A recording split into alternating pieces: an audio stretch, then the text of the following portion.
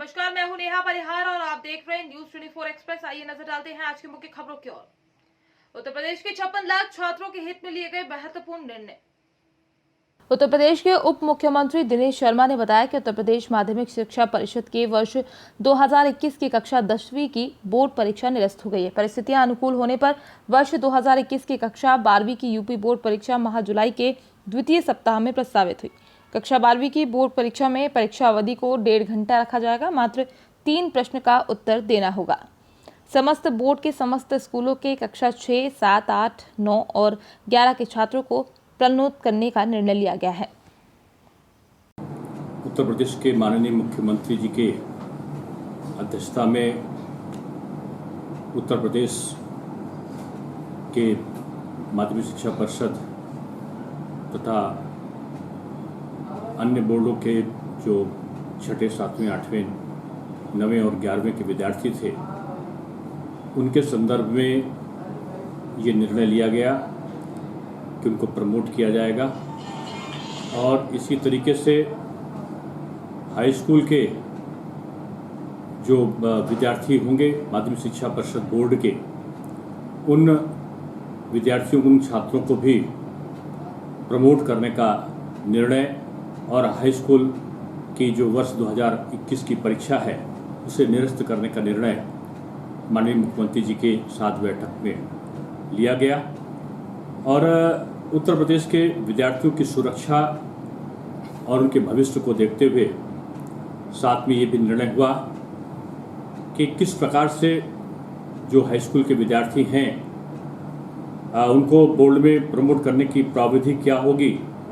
इस प्रावधि के को बनाने के लिए जो विस्तृत निर्देश, दिशा निर्देश हैं कि इनको 10 से कक्षा 11 में किस प्रकार से प्रोन्नत किया जाए, उस संबंधित माध्यमिक शिक्षा परिषद को के अधिकारियों को उसके निर्देश दिए गए हैं।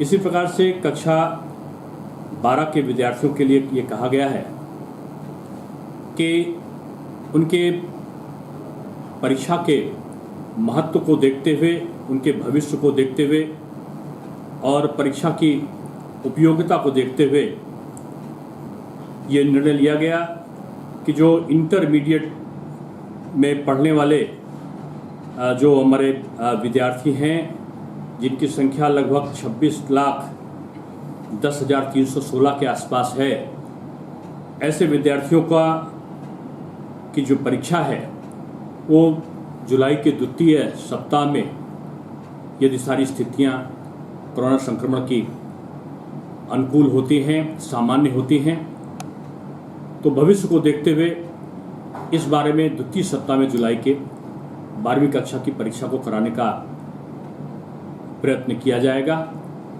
साथ में ये भी निर्णय लिया गया कि जो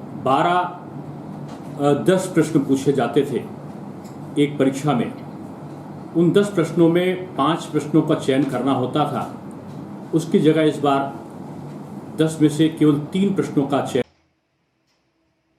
सतना जिले के अमरपाटन वार्ड क्रमांक 9 में गुणवत्ताहीन मटेरियल से आंगनवाड़ी का निर्माण हो रहा है। निर्माणाधीन आंगनवाड़ी की खिड़की के ऊपर छज्जा बना है, बनने से पहले ही गिर गया। गुणवत्ताहीन होने के चलते पहले भी कई बार काम रोका जा चुका है। ठेकेदार ने दोबारा काम शुरू किया, फिर मटेरियल में मिलावट की बात कही गई। डीएम कंस्ट्रक्शन के द्वारा काम कराया जा रहा था, अब फिर नगर परिषद की मिलीभगत से काम शुरू कर दिया गया। ये कोई नई घटना नहीं है, बल्कि डीएम कंस्ट्रक्शन के द्वारा किए गए जितने भी निर्माण कार्य हुए वो कहीं न कहीं घटिया मटेरियल का इस्तेमाल निर्माण कार्यों में किया जाता रहा है।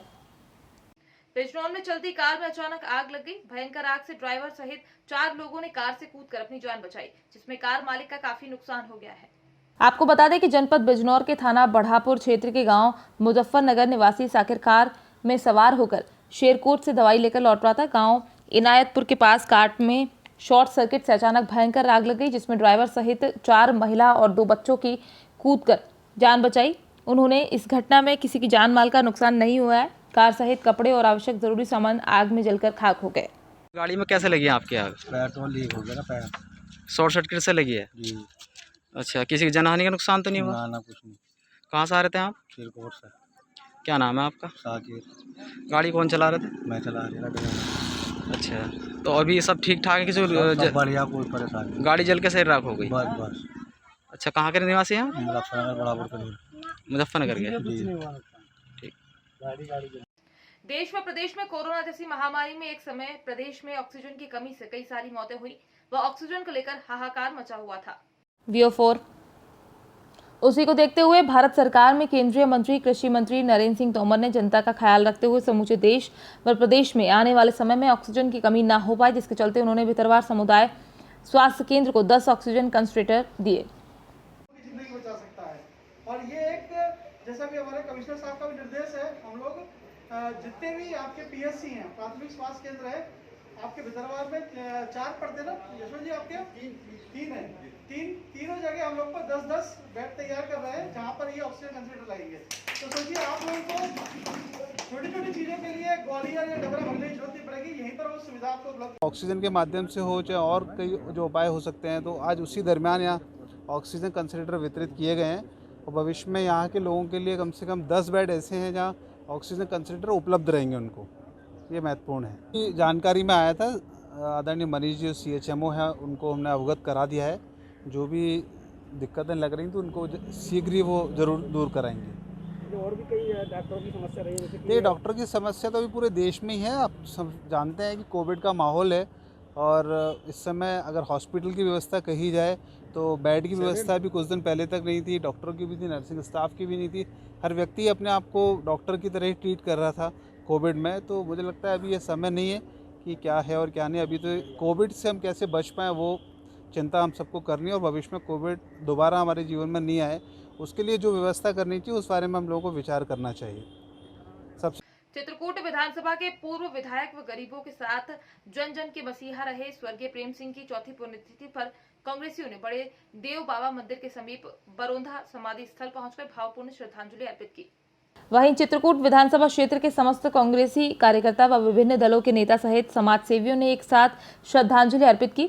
श्रद्धांजलि सभा में प्रमुख रूप से संजय सिंह कछवा, आशुतोष द्विवेदी, राजेंद्र त्रिपाठी, किठा सहित कई जनप्रतिनिधि और ग्रामीण लोग मौजूद रहे। समाधि स्थल में श्रद्धांजलि देने आए थे और सभी उनके जो चाहने वाले लोग हैं गांव ग्रामीणों से सभी लोग आकर के यहाँ पर श्रद्धांजलि दिया। कोई कार्यक्रम की बात नहीं थी, कोरोना काल है, उसको देखते हुए यहाँ पर श्रद्धांजलि सभा का आयोजन किया गया था। नाम क्या है आपका? संजय सिंह। धर्मेंद्र शुक्ला के नेतृत्व में सीधी नगर मंडल कार्यकर्ताओं द्वारा कोरोना वॉरियर्स की सेवा एवं कोरोना कर्फ्यू के दौरान फंसे लोगों के बीच पहुंचाई जा रही है खाद्य सामग्री। सेवा ही संगठन है अभियान 2 के तहत सीधी जिले में नगर मंडल अध्यक्ष धर्मेंद्र शुक्ला के नेतृत्व में भाजपा नगर मंडल सीधी के कार्यकर्ताओं द्वारा अक्षय तृतीया के दिन लगातार आज तक जिले में कोरोना की दूसरी लहर के दौरान कार्य कर रहे कोरोना वॉरियर और फ्रंटलाइन वर्कर जैसे सुरक्षाकर्मी, स्वास्थ्य सफाई कर्मी, साथ ही ऐसे लोग जो बाहर से आकर छोटे व्यवसाय ठेले लगाते थे, उनका कोरोना कर्फ्यू के दौरान व्यवसाय बंद हो गया है। पूरे भारतवर्ष में, देश और प्रदेश में जहां सेवा ही संगठन के तहत पूरे प्रदेश और देश में यह कार्यक्रम चल रहा है और सीधी जिले में नगर मंडल के द्वारा यह कार्यक्रम चलाया जा रहा है, किंतु कोरोना के दूसरे दौर में जो कि भयावह रूप में है, इस दौर में जहां पे सभी अपने घर में बैठे हुए हैं डर के मारे कोरोना के, उसके बाद भी आपके नेतृत्व में जो है सीधी नगर मंडल लगभग 12वें दिन तक कार्य बेहतर कर रही है। हर वार्ड में जाके, हर क्षेत्र में जाके कोरोना वॉरियर्स हों या तो फ्रंटलाइनर हो, उनको आप वहाँ तक पहुँचा रहे हैं सुविधाएं, नाश्ता पानी जो भी है। क्या कहना चाहेंगे? और उसके साथ साथ थोड़ा बहुत प्रतिक्रिया रहती होगी पक्ष और विपक्ष की। कोरोना संकट काल में लॉकडाउन की स्थिति निर्मित हो गई। इस स्थिति में हमारे फ्रंट लाइन वर्कर जो दिन रात लोगों की सेवा कर रहे हैं, सुरक्षा कर रहे हैं, चाहे वो हमारे पुलिसकर्मी हो, स्वास्थ्यकर्मी हो, सफाई कर्मी हो, इसके अलावा ऐसे कर्मचारी जो अपनी जान की परवाह न किए हुए लोगों की सेवा कर रहे हैं, उनके लिए हमारा भी दायित्व बनता है कि हम भी उनके लिए कुछ सेवा करें, हम भी उनके लिए कुछ काम करें। यह सोचकर हम लोगों ने उन्हें लंच पैकेट देने का सोचा, उन्हें फल वितरण करने के लिए सोचा और चाहे उनके लिए नाश्ते की व्यवस्था के लिए नगर मंडल के कार्यकर्ताओं ने सोचा। भारतीय जनता पार्टी द्वारा यह कार्यक्रम भी दिया गया था कि सेवा ही संगठन है। अभियान 2 के तहत पूरे जिलों में यह कार्यक्रम होना था, जिस कार्यक्रम में हम लोगों ने यह अभियान चालू किया। मैं बता दूं कि पिछले कार्यकाल में, पिछले जब कोरोना संकट में लॉकडाउन की स्थिति हुई थी, तो हम लोगों द्वारा नगर के दीनदयाल में 2 माह लगातार गरीबों को मुफ्त भोजन वितरित किया गया था। इसी तारतम्य में इस साल भी हम लोगों द्वारा सतत आज 16वां दिन है। आज 16वां दिन में लगातार यह सेवा कार्य किया जा रहा है और जब तक लॉकडाउन रहेगा यह हम लोगों द्वारा हमेशा किया जाएगा। और रही क्रिया प्रतिक्रिया की बात, तो हमें क्रिया प्रतिक्रिया से कोई लेना देना नहीं है। हम लोग अपने जिस कार्य में अनवरत लगे हैं उसी कार्य में हम लोग लगे रहेंगे। हमारे कार्यकर्ताओं का उत्साह रहता है, हमारे कार्यकर्ता उत्साह के साथ यह काम कर रहे हैं सेवा कार्य और सतत करते रहेंगे। धन्यवाद। छतरपुर स्थायी कोविड-19 आयुष चिकित्सक एवं पैरामेडिकल स्टाफ नर्स सभी ने अपनी मांगों को लेकर मुख्यमंत्री के नाम कलेक्टर को ज्ञापन सौंपा। 2 मांगों को लेकर मुख्यमंत्री को ज्ञापन सौंपा गया। प्रदेश के सभी अस्थायी आयुष चिकित्सक और पैरामेडिकल स्टाफ को राष्ट्रीय स्वास्थ्य मिशन के अंतर्गत संविदा में सिविलियन किया जाए। प्रदेश में अस्थायी आयुष चिकित्सक एवं पैरामेडिकल स्टाफ को निर्मित चिकित्सकीय एवं पैरामेडिकल स्टाफ की तरह समान कार्य वेतन दिया जाए। जी मैडम, आपका नाम? हमारा नाम सुधा परमार है। मैं स्टाफ नर्स हूँ यहीं छतरपुर में कोविड केयर सेंटर। आप यहाँ पे किस उद्देश्य से ये सब लोग साथ में एकत्रित हुए हैं? हम लोग एकत्रित इसलिए हुए हैं क्योंकि हम लोग को यहाँ हम लोग की एक सूत्रीय मांग है कि हम लोग को संविदा में सम्मेलन किया जाए। इसीलिए हम लोग पहले ज्ञापन देने के लिए आए हैं। यदि ज्ञापन के द्वारा कुछ हो रहा है तो सही है, नहीं हो रहा है तो हमने कलेक्टर साहब को और CHM को ज्ञापन आज देने वाले हैं। तो 10 दिन का हम टाइम पीरियड दे दिया हमने उनको। तो 10 दिन के बाद यदि वो हमारी मांगें पूरी नहीं करते हैं तो हम लोग अनिश्चितकालीन हड़ताल पर जा सकते हैं। यदि कलेक्टर साहब आपके साथ जो संविदा कर्मचारी हैं वो पहले से हड़ताल पे बैठे हैं, जी सेम उसी तरीके की मांग को लेकर आप यहाँ आए हैं? जी बिल्कुल। लेकिन उनका सपोर्ट आपको मिल रहा है क्या? नहीं, हाँ सर, मिल तो रहा है, उन लोगों का सपोर्ट भी तो मिल रहा है। लेकिन हम लोगों को मतलब कि सपोर्ट के साथ साथ हमें उनका एक मतलब जो योगदान देते हैं मुझे वो चीज़ भी चाहिए। क्योंकि देखो हम लोग अकेले कुछ नहीं कर सकते। जब तक कि हमारे कलेक्टर साहब और हमारे CHM जब तक हम लोग का साथ नहीं देंगे तो हम लोग का साथ कोई नहीं देगा। इसलिए पहले हम उनसे विनती करने के लिए आए हैं कि हम लोग का साथ दें, हम लोग को संविदा में नियुक्ति दें। आप सब स्वास्थ्य विभाग में कब से सेवाएं दे रहे हैं? हम करीब 1 साल हो गया है। 8 मई 2020 को हम लोग की यहाँ पे नियुक्ति हुई थी। आपने जिस संकट की घड़ी में साथ दिया है उस समय मुझे भी पता है कुछ लोग बाहर नहीं निकलते थे, तो सरकार को कोई अपील, विनम्र अपील देना चाहेंगे और साथ में, या फिर सिर्फ ये 10 दिन का अल्टीमेटम दिया गया है? अभी हाल में 10 दिन का अल्टीमेटम। प्रदेश स्वास्थ्य संगठन जिला इकाई से आए हुए हैं और हम लोग माननीय कलेक्टर साहब को मुख्यमंत्री के लिए एक ज्ञापन देने आए हैं। इसमें एक ही मांग रखी गई है कि हम लोगों को संविदा में सम्मिलित किया जाए। क्या वजह है कि आज आप लोगों को इस तरह से परिस्थिति, जब भर्ती हुई थी तो क्या शर्तें रखी गई थी? जी, हमारी भर्ती गवर्नमेंट द्वारा NHM द्वारा निकाली गई थी क्योंकि उस समय पे बहुत भयावह स्थिति थी। कोविड-19 कोरोना बहुत भयंकर रूप में हमारे देश में आया था, मध्य प्रदेश में भी आया था। तो हम लोगों के लिए एक अस्थायी रूप में 3 मंथ के लिए एक जॉब निकाली गई थी जिसमें हम लोगों को अस्थायी रूप में रखा गया था और निरंतर 3 महीना एक महीने करके बढ़ाते रहे और हमसे लगातार 24 घंटे काम करवाते हैं। हम लोग समाज के काम के लिए, उनकी स्वास्थ्य प्रदान के लिए लगातार काम कर रहे हैं। 24 घंटे 365 दिन 1 साल पूरा हो चुका है। इसलिए हम लोग क्या कहते हैं कि संविदा में सम्मिलन करने के लिए और भी पहले आ चुके हैं।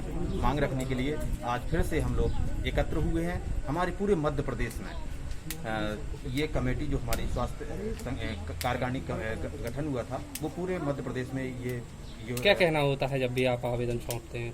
तो हम लोगों का यही होता है कि मुख्यमंत्री जी को अवगत कराया जाए कि हम लोगों को कृपया करके संविदा में सम्मिलित किया जाए। इस तरह से हमें निरंतर काम कराकर हर महीने घर जाने के लिए व्यवस्था ना करें। क्या काम होता है आप लोगों का ऐसे विषम परिस्थितियों में? हम लोग पूरी समिति में जिसमें आयुष डॉक्टर, पूरा पैरामेडिकल स्टाफ, नर्स, LT और सपोर्टर स्टाफ है जो लगातार स्वास्थ्य प्रदान कर रहे हैं ऐसी भयानक स्थिति में कोरोना पेशेंटों का।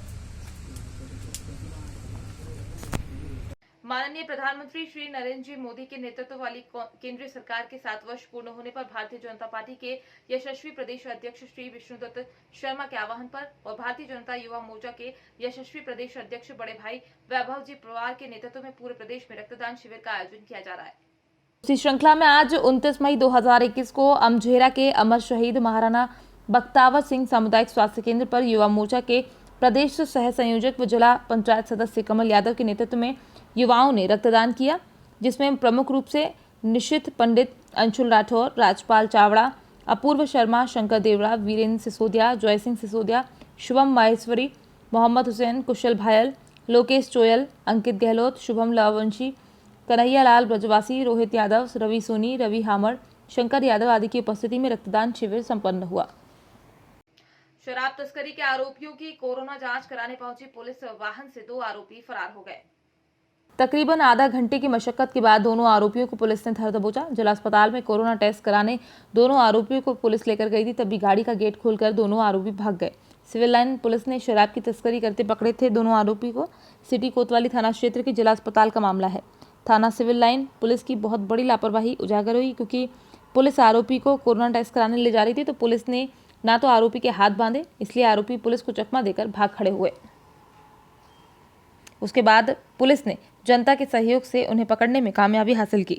कोरोना कर्फ्यू के दौरान इलेक्ट्रॉनिक दुकान पर चोरी हुई। कुक्षी पुलिस ने इस चोरी का खुलासा किया। विगत 16 मई की मध्यरात्रि नगर के मोदी कॉम्प्लेक्स के पीछे स्थित शिवम इलेक्ट्रॉनिक पर चोरी का आज कुक्षी पुलिस ने खुलासा किया। आयोजित पत्रकार वार्ता में अनुविभागीय अधिकारी पुलिस श्री A.V. सिंह एवं थाना प्रभारी श्री कमल सिंह गहलोत ने बताया कि उक्त इलेक्ट्रॉनिक दुकान के मालिक विमल पाटीदार की रिपोर्ट पर कुक्षी पुलिस ने सक्रियता दिखाकर जांच शुरू की। सीसीटीवी फुटेज के आधार पर अनुसंधान एवं मुखबिर की सूचना पर आरोपी गोपी पिता मगन सिंह निवासी भट्टी मोहल्ला राज उर्फ रूनली पिता सोनला निवासी भट्टी मोहल्ला, पिंटू पिता कैलाश निवासी भट्टी मोहल्लों को गिरफ्तार कर उनके पास से 6 LED TV, 2 mobile phone, 1 DVR कीमत 2,65,000 बरामद किए। आज की खबरों में फिलहाल इतना ही। बने रहिए न्यूज़ 24 एक्सप्रेस के साथ। नमस्कार।